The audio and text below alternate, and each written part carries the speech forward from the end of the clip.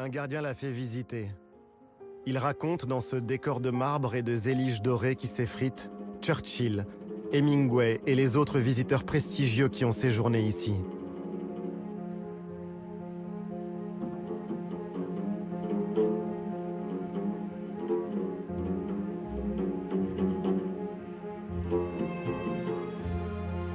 S'y promener, c'est réfléchir sur le pouvoir.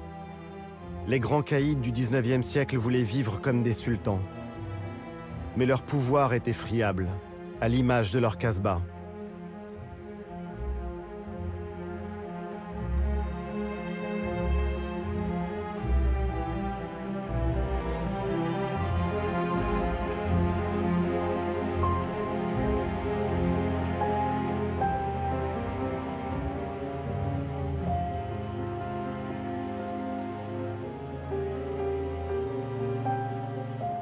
À Telwet, la cigogne blanche veille sur les hommes. Elle n'est pas chassée. La croyance populaire la considère comme un porte-bonheur et un oiseau sacré. La légende y voit un religieux avec sa djellaba blanche et son burnous noir.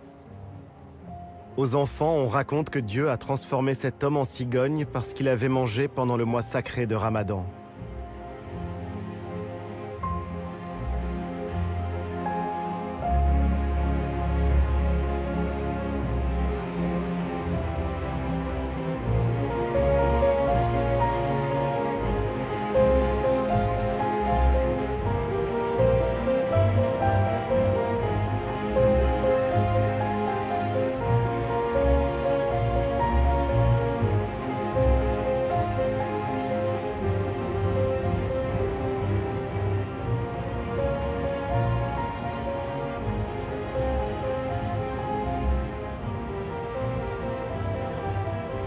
En descendant vers Ouarzazate, sur une colline rose, Eitz Ben Hiddou et ses Casbahs.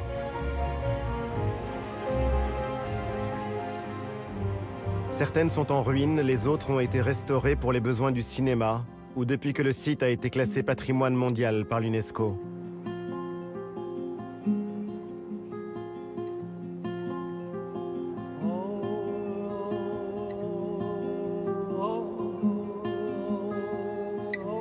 Ces terres sont aussi celles de la civilisation du palmier. Le long des vallées du Ziz, du Dadès ou du Dra, c'est l'arbre roi.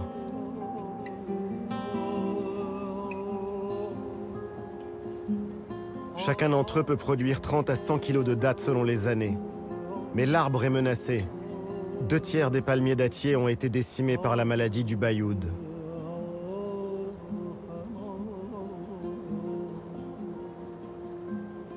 Aujourd'hui, on encourage la plantation de palmiers plus résistants pour aider les villageois. On fait aussi en sorte que la culture et les équilibres sociaux de ces vallées ne disparaissent pas. Pour y arriver, il faut à tout prix développer l'éducation.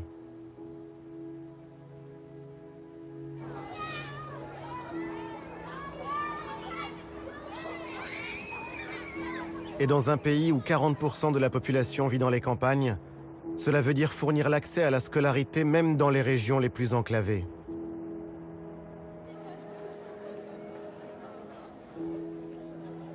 Les filles représentent près d'1 écolier sur 2 dans le primaire, mais elles sont beaucoup trop rares à poursuivre leur scolarité dans le secondaire.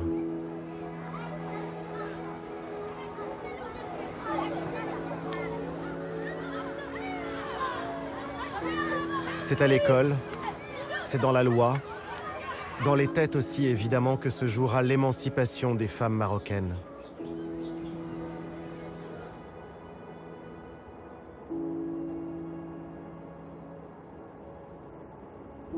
Dans la région de Tarfaya, un dicton populaire disait qu'on n'y trouvait que du vent, c'est-à-dire rien.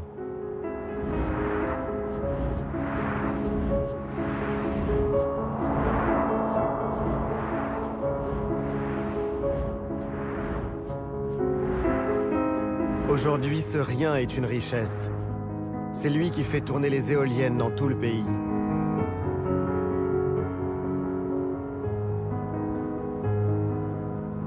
L'économie verte semble avoir profondément pris racine au Maroc.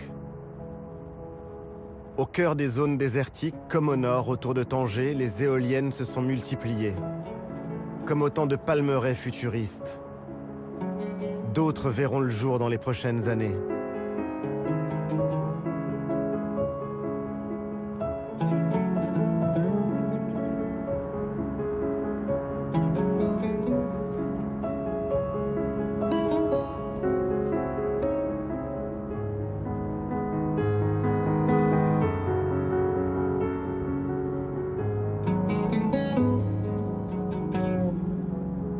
Mais l'image la plus spectaculaire de cette transition énergétique, c'est celle de la centrale solaire Noor, près de Ouarzazate. Noor, ça veut dire la lumière en arabe. D'ici 2020, Noor déploiera ses miroirs sur des milliers d'hectares, l'équivalent de 3500 terrains de football, ce qui en fera l'une des plus grandes centrales solaires au monde. La ressource est inépuisable.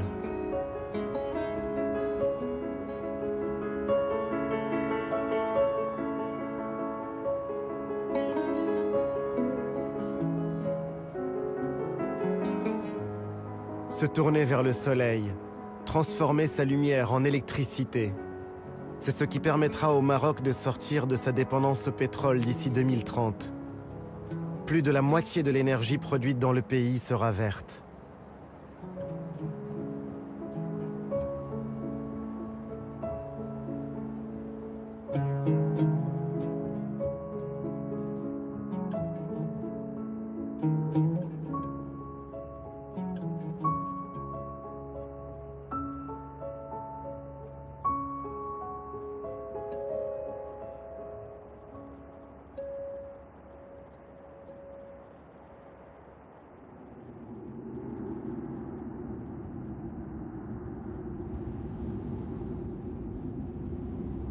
Après Noor commence le désert. L'immensité du Sahara est là, aux portes du Maroc, avec les dunes de Merzouga. Certaines culminent à 250 mètres.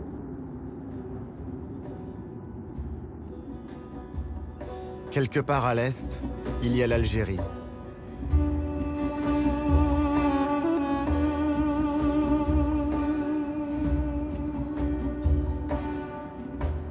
Sans le savoir, les voyageurs mettent leurs pas sur les routes invisibles qu'empruntaient les anciens caravaniers. Ces hommes étaient marchands. Ils étaient aussi souvent érudits. Et dans leur sillage, on trouvait médecins, juristes et lettrés. Tous marchaient à travers l'Afrique. Et avec eux, l'influence culturelle du Maroc se diffusait jusqu'au Sénégal et à la boucle du Niger.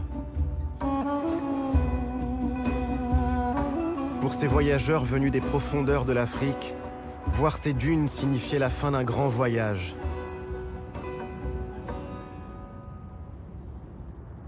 Merzouga annonçait le Maroc, un autre monde, cosmopolite, celui de la Méditerranée. Tout nous ramène finalement à cette mer Méditerranée, et plus encore à cette ville au contact de l'Afrique et de l'Europe que l'on appelle Tanger. De Rabat, Salé la corsaire, à Fès l'arabo-andalouse ou Marrakech la déjà africaine, le Maroc est à la croisée de tant de routes. Les caravanes ont disparu, mais aujourd'hui encore, nombre de femmes et d'hommes rêvent toujours d'atteindre la Méditerranée.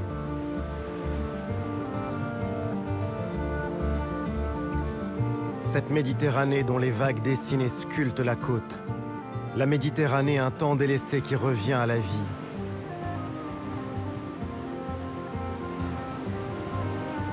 Romains, Phéniciens, Arabes, combien de peuples et d'empires ont contemplé ces falaises? Depuis quelques années, ce sont les Marocains qui se réapproprient leur rivage méditerranéen.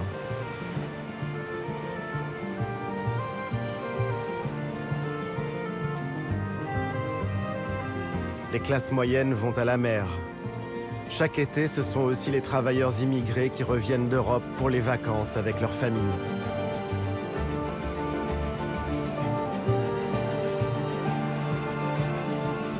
La plage et le soleil ont fait de ces rives de la Méditerranée une côte radieuse. On y croise aussi des Espagnols venus en voisin le temps d'un week-end. C'est un retour de l'histoire dans cette région marquée par les rivalités avec le voisin du Nord. Sous les parasols, on ne se soucie plus des conquêtes. On oublie peu à peu l'époque où la baie d'Al-Hoceïma était l'objet de toutes les convoitises européennes.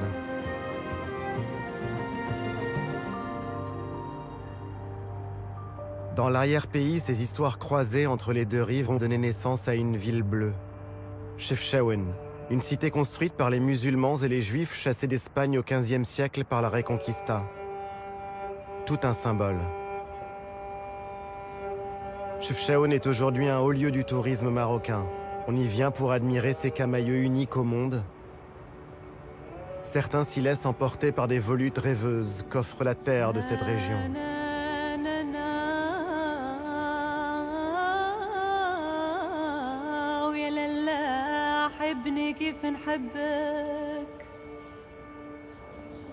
La légende dit que la ville a été peinte en bleu par les Juifs.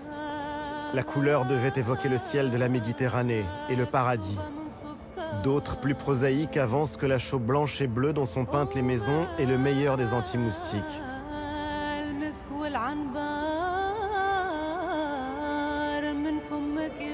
Chefchaouen est accroché sur les contreforts du Rif, cette région qui a toujours défendu sa culture et son identité. Le Rif est la patrie d'Abdelkrim el-Khattabi, ce héros marocain devenu icône de la lutte anticoloniale. Comme un autre retour de l'histoire, le Rif vit aujourd'hui largement de l'émigration de ses enfants en Europe. Et l'Europe est justement là, on la touche du doigt, à Tanger. On y charge et on y décharge pour le monde entier, et en particulier pour l'Europe, car le destin du pays se joue dans ses relations avec le nord de la Méditerranée.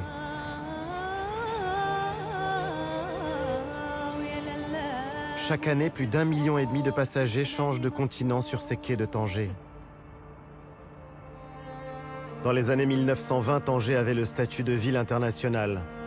On y croisait des aventuriers ou des espions.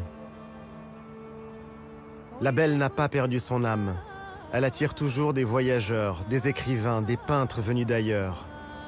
Elle reste cette ville de brassage et de rencontres. Pour les candidats à l'exil venus de toute l'Afrique, Tanger est toujours un rêve. Un rêve d'Europe. Combien sont-ils à attendre de pouvoir traverser le détroit au risque de leur vie, à se retrouver pour prier dans ces églises longtemps restées désertes? Tanger est une ville-monde, un peu à l'image du Maroc finalement. Un pays à la croisée de tous les chemins, de toutes les cultures et des religions.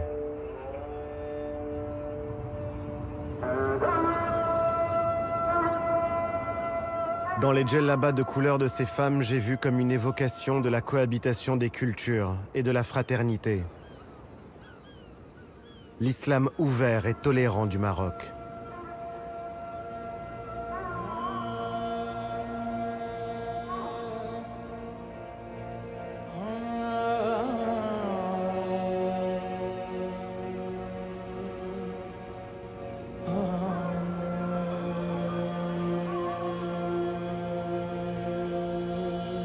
Sur cette esplanade de la Piété, celle de la mosquée Hassan II à Casablanca. C'est l'un des jours les plus importants de l'année, l'Aïd el-Kébir.